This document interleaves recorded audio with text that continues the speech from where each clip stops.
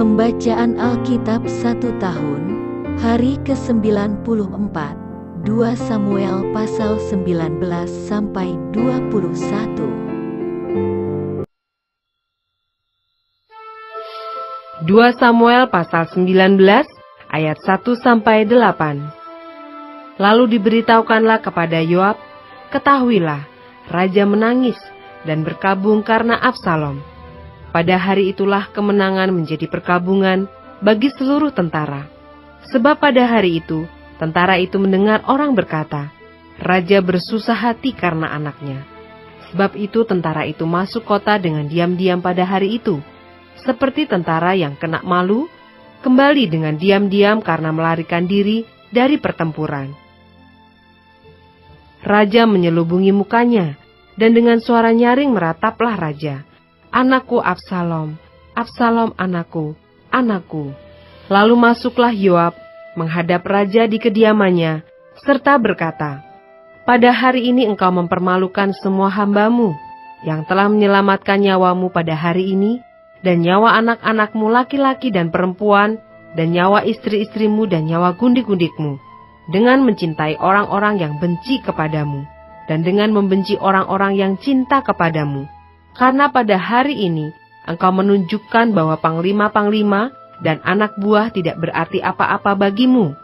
Bahkan aku mengerti pada hari ini, bahwa seandainya Absalom masih hidup dan kami semua mati pada hari ini, maka hal itu kau pandang baik. Oleh sebab itu bangunlah, pergilah keluar dan berbicaralah menenangkan hati orang-orangmu. Sebab aku bersumpah demi Tuhan, apabila engkau tidak keluar, maka seorang pun tidak akan ada yang tinggal bersama-sama dengan engkau pada malam ini. Dan hal ini berarti celaka bagimu, melebihi segala celaka yang telah kau alami sejak kecilmu sampai sekarang. Lalu bangunlah raja dan duduk di pintu gerbang.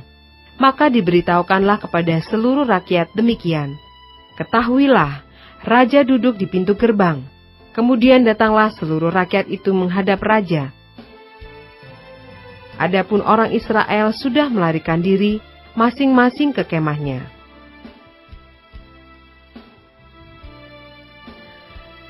Ayat 9 sampai 14. Pemikiran untuk membawa Daud kembali. Seluruh rakyat dari semua suku Israel berbantah-bantah, katanya, raja telah melepaskan kita dari tangan musuh kita. Dialah yang telah menyelamatkan kita dari tangan orang Filistin. Dan sekarang ia sudah melarikan diri dari dalam negeri karena Absalom. Tetapi Absalom yang telah kita urapi untuk memerintah kita, sudah mati dalam pertempuran. Maka sekarang, mengapa kamu berdiam diri dengan tidak membawa raja kembali? Raja Daud telah menyuruh orang kepada Sadok dan Abiatar, imam-imam itu, dengan pesan, berbicaralah kepada para tua-tua Yehuda, demikian, mengapa kamu menjadi yang terakhir untuk membawa raja kembali ke istananya, sebab perkataan seluruh Israel telah sampai kepada raja. Kamulah saudara-saudaraku, kamulah darah dagingku, mengapa kamu menjadi yang terakhir untuk membawa raja kembali? Dan kepada Amasa haruslah kamu katakan, bukankah engkau darah dagingku? Beginilah kiranya Allah menghukum aku, bahkan lebih lagi daripada itu, jika engkau tidak tetap menjadi panglimaku menggantikan Yoab.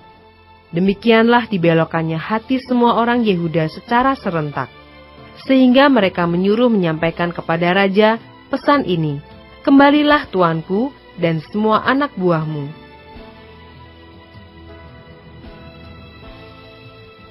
Ayat 15 sampai 23. Raja berangkat pulang, Simei menyongsong raja. Lalu berangkatlah raja pulang dan sampailah ia ke tepi sungai Yordan.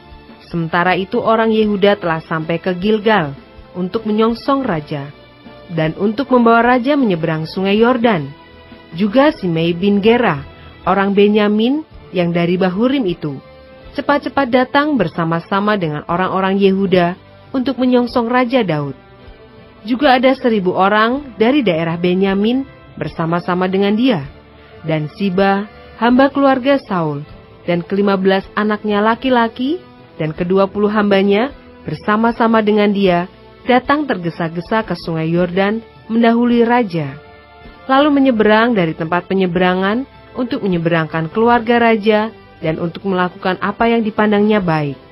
Maka Simei bin Gera sujud di depan raja ketika raja hendak menyeberangi sungai Yordan dan berkata kepada raja, "Janganlah kiranya tuanku tetap memandang aku bersalah, dan janganlah kiranya tuanku mengingat kesalahan yang dilakukan hambamu ini pada hari tuanku raja keluar dari Yerusalem. Janganlah kiranya raja memperhatikannya lagi, sebab hambamu ini tahu bahwa hamba telah berbuat dosa. Dan lihatlah, pada hari ini akulah yang pertama-tama datang dari seluruh keturunan Yusuf untuk menyongsong tuanku raja." Lalu berbicaralah Abisai anak Seruya, katanya, "Bukankah Simei patut dihukum mati karena ia telah mengutuki orang yang diurapi Tuhan?" Tetapi Daud berkata, "Apakah urusanku dengan kamu, hai anak-anak Seruya, sehingga kamu pada hari ini menjadi lawanku? Masakan pada hari ini seorang dihukum mati di Israel? Sebab bukankah aku tahu bahwa aku pada hari ini adalah raja atas Israel?" Kemudian berkatalah raja kepada Simei, "Engkau tidak akan mati." Lalu raja bersumpah kepadanya.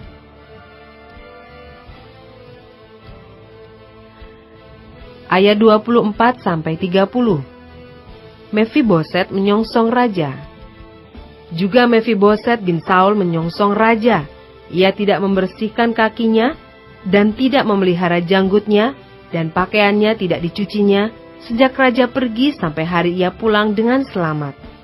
Ketika ia dari Yerusalem menyongsong raja, bertanyalah raja kepadanya, "Mengapa engkau tidak pergi bersama-sama dengan aku, Mefiboset?" Jawabnya, "Ya tuanku raja, aku ditipu hambaku. Sebab hambamu ini berkata kepadanya, 'Pelanailah keledai bagiku, supaya aku menungganginya dan pergi bersama-sama dengan raja.' Sebab hambamu ini timpang. Ia telah memfitnahkan hambamu ini kepada tuanku raja. Tetapi tuanku raja adalah seperti malaikat Allah. Sebab itu perbuatlah apa yang tuanku pandang baik. Walaupun seluruh kaum keluargaku tidak lain dari orang-orang yang patut dihukum mati oleh tuanku raja, tuanku telah mengangkat hambamu ini di antara orang-orang yang menerima rezeki dari istanamu. Apakah hakku lagi, dan untuk apa aku mengadakan tuntutan lagi kepada raja?" Tetapi raja berkata kepadanya, "Apa gunanya engkau berkata-kata lagi tentang halmu? Aku telah memutuskan engkau dan Siba harus berbagi ladang itu." Lalu berkatalah Mefiboset kepada raja, "Biarlah ia mengambil semuanya, sebab tuanku raja sudah pulang dengan selamat."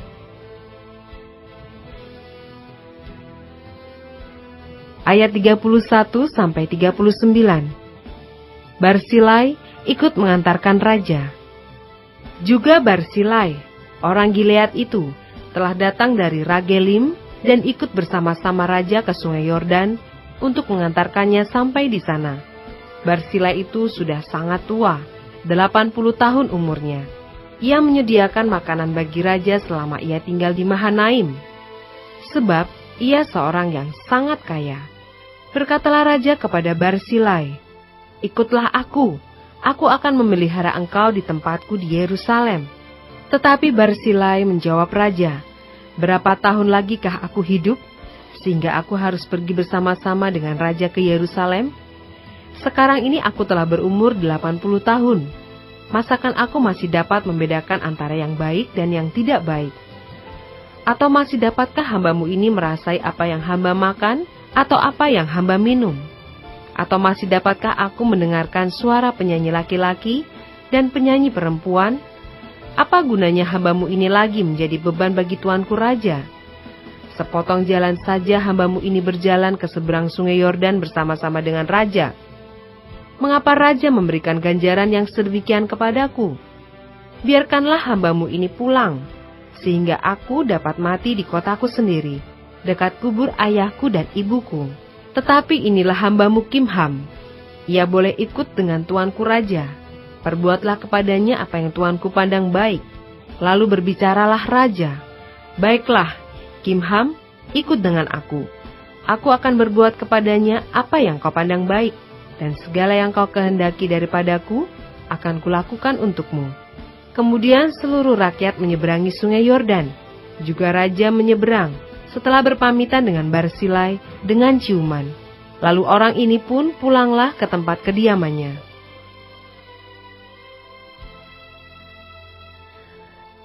Ayat 40-43. Orang-orang Israel dan orang-orang Yehuda mempertengkarkan raja. Sesudah itu berjalanlah raja terus ke Gilgal, dan Kimham ikut dengan dia. Seluruh rakyat Yehuda bersama-sama setengah dari rakyat Israel telah mengantarkan raja. Tetapi seluruh orang Israel datang menghadap raja dan berkata kepada raja, "Mengapa saudara-saudara kami, orang-orang Yehuda itu, menculik raja dan membawa dia menyeberangi sungai Yordan dengan keluarganya dan semua orang Daud yang menyertai dia?" Lalu semua orang Yehuda menjawab orang-orang Israel itu, "Oleh karena raja kerabat kami. Mengapa kamu menjadi marah karena hal ini? Apakah kami makan apa-apa atas biaya raja? Apakah kami mendapat keuntungan?" Tetapi orang-orang Israel itu menjawab orang-orang Yehuda, "Kami 10 kali lebih berhak atas raja. Sebagai anak sulung, kami melebihi kamu. Mengapa kamu memandang kami rendah? Bukankah kami yang pertama-tama harus membawa raja kami kembali?" Tetapi perkataan orang-orang Yehuda itu lebih pedas daripada perkataan orang-orang Israel.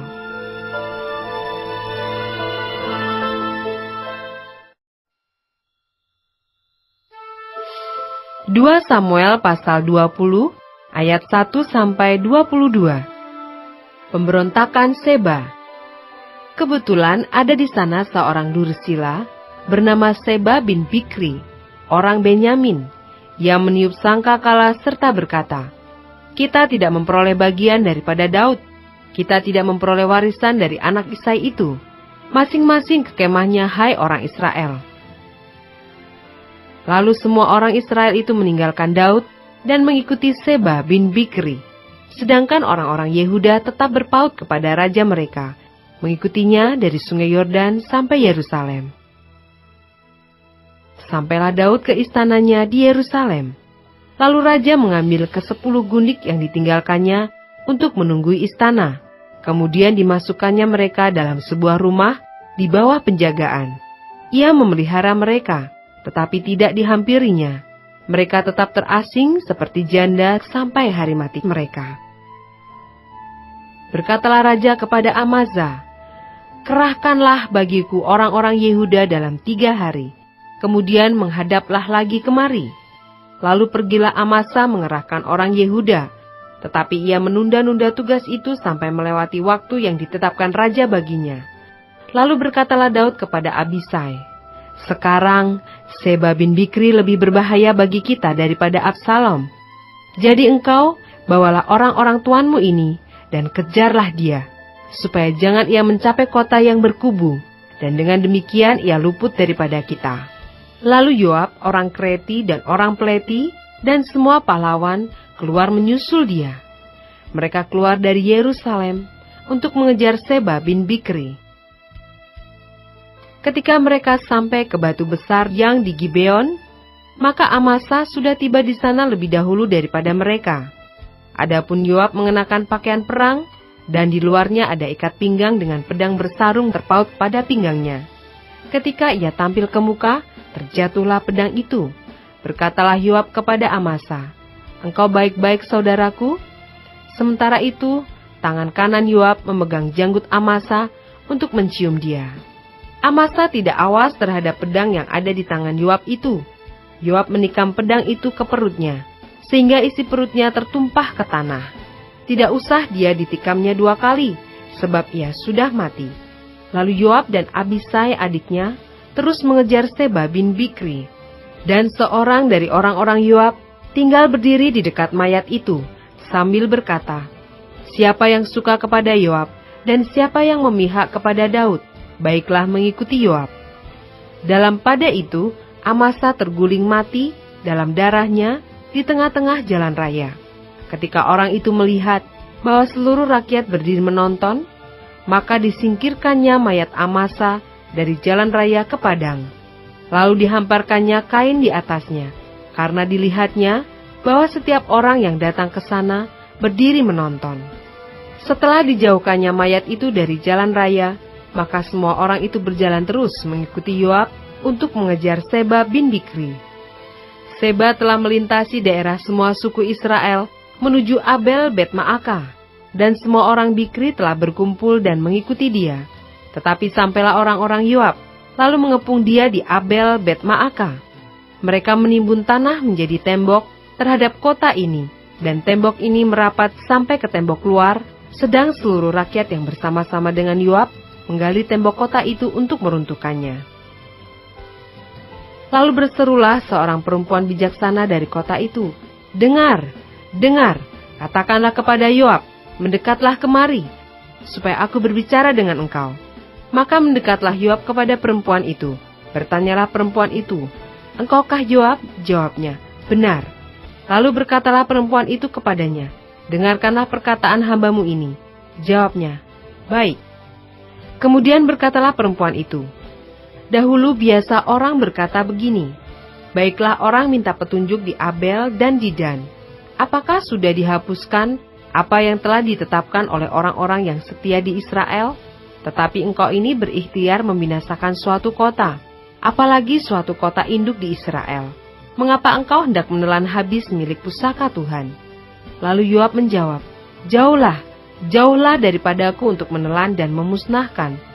Bukanlah begitu halnya, tetapi seorang dari pegunungan Efraim yang bernama Seba bin Bikri telah menggerakkan tangannya melawan Raja Daud.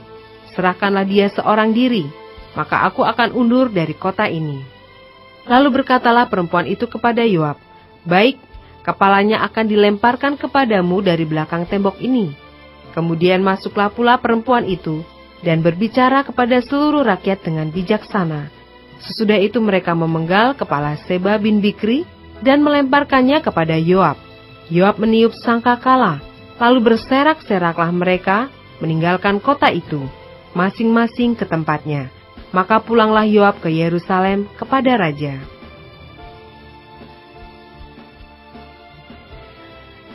Ayat 23-26. Pegawai-pegawai Daud. Yoab menjadi kepala atas segenap tentara Israel, dan Benaya bin Yoyada menjadi kepala atas orang Kreti dan orang Pleti. Adoram menjadi kepala orang Rodi, dan Yosafat bin Ahilud menjadi bendahara negara. Seya menjadi panitera negara, Sadok dan Abiatar menjadi imam.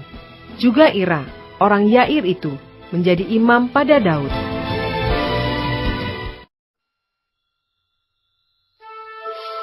Dua Samuel pasal 21 ayat 1-14. Orang-orang Gibeon dan keluarga Saul. Dalam zaman Daud terjadilah kelaparan selama 3 tahun berturut-turut. Lalu Daud pergi menanyakan petunjuk Tuhan. Berfirmanlah Tuhan, pada Saul dan keluarganya melekat hutang darah, karena ia telah membunuh orang-orang Gibeon. Lalu raja memanggil orang-orang Gibeon dan berkata kepada mereka, orang-orang Gibeon itu tidak termasuk orang Israel, tetapi termasuk sisa-sisa orang Amori, dan walaupun orang Israel telah bersumpah kepada mereka, Saul berikhtiar membasmi mereka dalam kegiatannya untuk kepentingan orang Israel dan Yehuda. Daud berkata kepada orang-orang Gibeon itu, apakah yang dapat kuperbuat bagimu, dan dengan apakah dapat kuadakan penebusan, supaya kamu memberkati milik pusaka Tuhan? Lalu berkatalah orang-orang Gibeon itu kepadanya, bukanlah perkara emas dan perak urusan kami dengan Saul serta keluarganya, juga bukanlah urusan kami untuk membunuh seseorang di antara orang Israel. Tetapi kata Daud, apakah yang kamu kehendaki akan kuperbuat bagimu? Sesudah itu berkatalah mereka kepada raja, dari orang yang hendak membinasakan kami dan yang bermaksud memunahkan kami, sehingga kami tidak mendapat tempat dimanapun di daerah Israel, biarlah diserahkan 7 orang anaknya laki-laki kepada kami, supaya kami menggantung mereka di hadapan Tuhan, di Gibeon, di bukit Tuhan. Lalu berkatalah raja, aku akan menyerahkan mereka. Tetapi raja merasa sayang kepada Mephiboset bin Yonatan bin Saul, karena sumpah demi Tuhan ada di antara mereka, di antara Daud dan Yonatan bin Saul. Lalu raja mengambil kedua anak laki-laki Rispa binti Aya, yang dilahirkannya bagi Saul, yakni Armoni dan Mefiboset, dan kelima anak laki-laki Merab binti Saul, yang dilahirkannya bagi Adriel bin Barsilai, orang Mehola itu. Kemudian diserahkannyalah mereka ke dalam tangan orang-orang Gibeon itu.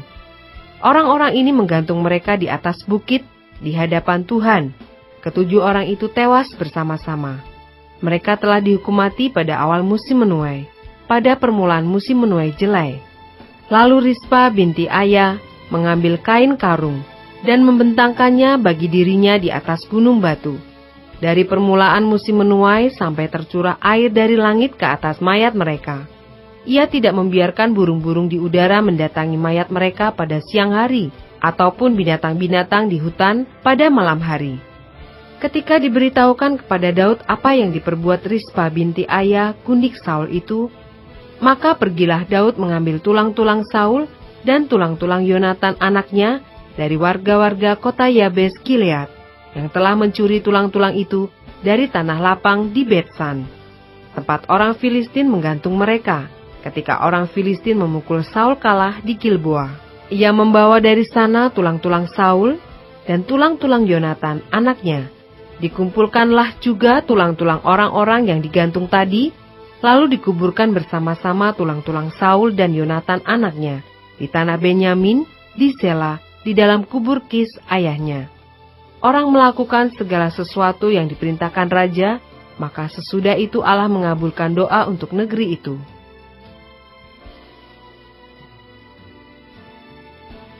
Ayat 15-22. Peperangan melawan orang Filistin. Ketika terjadi lagi peperangan antara orang Filistin dan orang Israel, maka berangkatlah Daud bersama-sama dengan orang-orangnya, lalu berperang melawan orang Filistin, sampai Daud menjadi letih lesu. Yisbi Benok, yang termasuk keturunan raksasa, berat tombaknya 300 sikal tembaga, dan ia menyandang pedang yang baru, menyangka dapat menewaskan Daud. Tetapi Abisai anak Seruya datang menolong Daud, lalu merobohkan dan membunuh orang Filistin itu. Pada waktu itu orang-orang Daud memohon dengan sangat kepadanya. Kata mereka, "Janganlah lagi engkau maju berperang bersama-sama dengan kami, supaya keturunan Israel jangan punah bersama-sama engkau." Sesudah itu terjadi lagi pertempuran melawan orang Filistin di Gob. Pada waktu itu Sibkai, orang Husa, memukul kalah Saf, yang termasuk keturunan raksasa. Dan terjadi lagi pertempuran melawan orang Filistin di Gob. Elahanan bin Yaare-Oregim, orang Betlehem itu, menewaskan Goliat, orang Gad itu, yang gagang tombaknya seperti pesa tukang tenun. Lalu terjadi lagi pertempuran di Gad, dan di sana ada seorang yang tinggi perawakannya, yang tangannya dan kakinya masing-masing berjari 6, 24 seluruhnya. Juga orang ini termasuk keturunan raksasa. Ia mengolok-olok orang Israel. Maka Yonatan, anak Simea kakak Daud, menewaskannya. Keempat orang ini termasuk keturunan raksasa di Gad. Mereka tewas oleh tangan Daud dan oleh tangan orang-orangnya.